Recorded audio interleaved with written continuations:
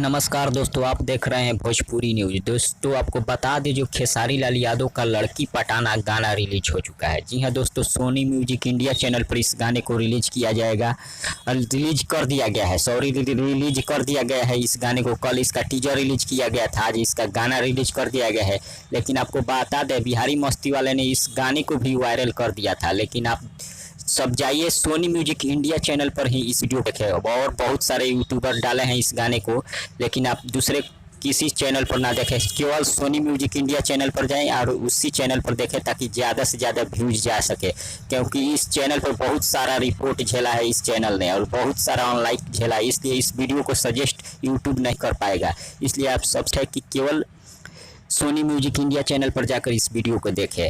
और बहुत ही ज़बरदस्त वीडियो है। तब तक बने रहिए हमारे साथ, मिल लेंगे अगले वीडियो में। बने रहिए हमारे साथ, धन्यवाद।